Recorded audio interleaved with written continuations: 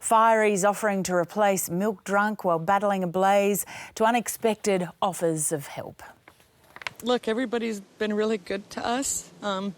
We went to Big W this morning because we only had the pajamas on our backs on Saturday night and literally all the clothes we're wearing right now.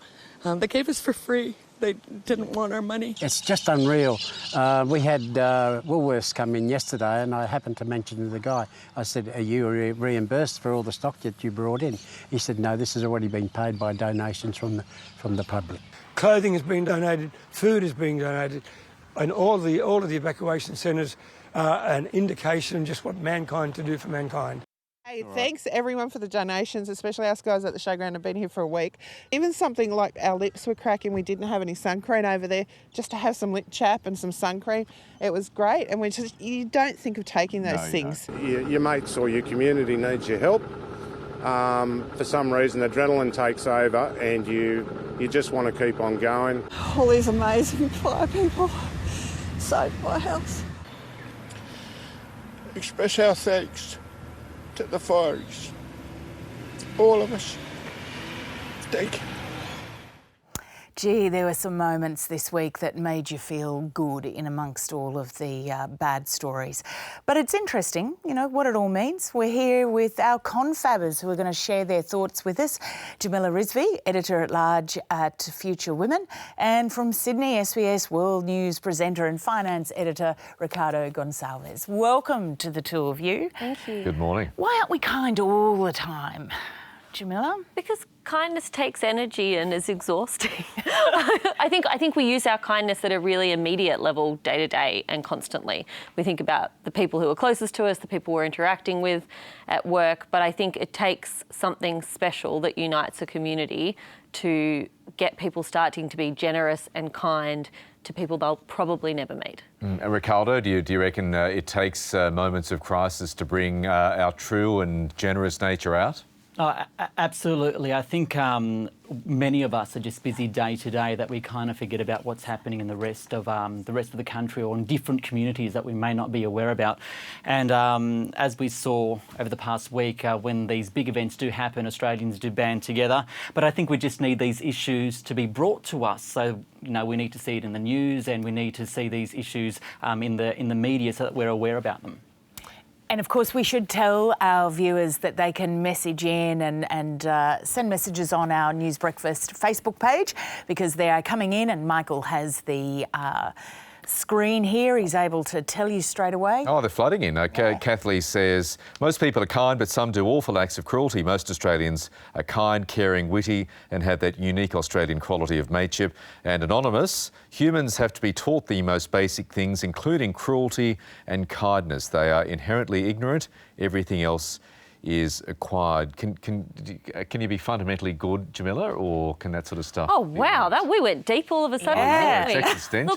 Thank you, Anonymous. My sense is that kindness has to be taught and has to be learned. I've got a little kid, and you know they don't seem to be born with a lot of empathy. that has to be taught. And you know, my little boy's 4, and at the moment at kinder, they're going through that process of looking at an angry face, looking at a happy face, looking at a sad face. What's that person feeling? Yeah. And just because that person is angry right now doesn't mean they're an angry person. It's a passing emotion. And all of this has to be taught and understood. And sometimes he comes home with these lessons about how to make the angry person or the sad person feel better. And I think, oh, some adults could use some of this. Hey, Ricardo, do you think it is particular events that really get to us, that the fires, you know, really spark that sort of people wanting to be kind and to do something because they felt so helpless? Yeah, I think you've got to ask yourself what's the motivation for being kind or doing something nice for someone else. I think often you've got to wait, or people wait until something happens to them.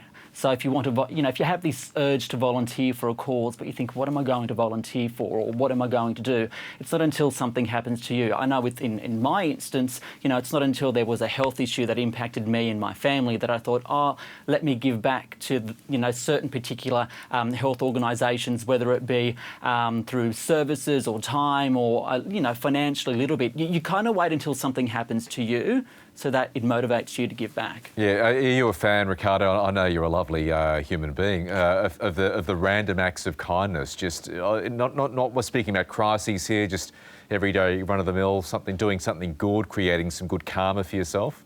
I believe in karma. I think good things happen to good people, and I think there's nothing nicer than seeing a smile on someone else's face.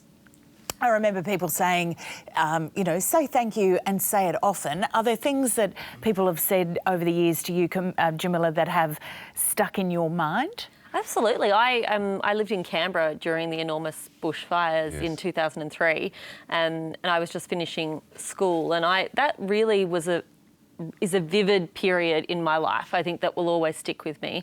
And one of the things that sticks hardest was I remember our area was under threat and we were preparing to leave and we were packing and we had a plan and we had friends ready to take us in.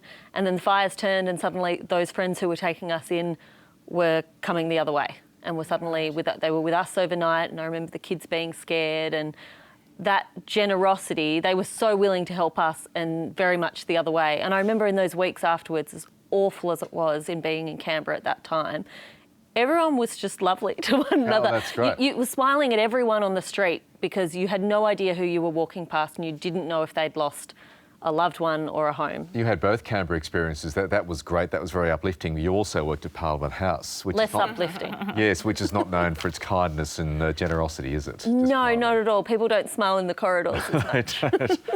Hey, just a couple of quick comments. Patricia says, I bought muffin mix and eggs and apples for the firefighters, and when I mentioned I was cooking for them, the man behind me paid the bill.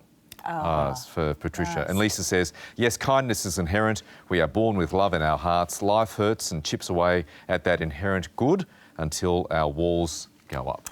Ricardo, last thoughts before we wrap up? I think it's good that we are seeing these random acts of kindness, especially because the economy is quite tough. You know, we're worried about unemployment now, unemployment rising, the cost of living is rising, and wages growth is pretty stagnant. So if people necessarily can't offer money, I think if they really want to do good, they can always offer time. Ricardo, thank you so much. Jamila, thanks for coming in. Thanks for having me. Really appreciate it. See you guys. Thank you. One of the world's biggest fashion designers has changed the way he does runway shows.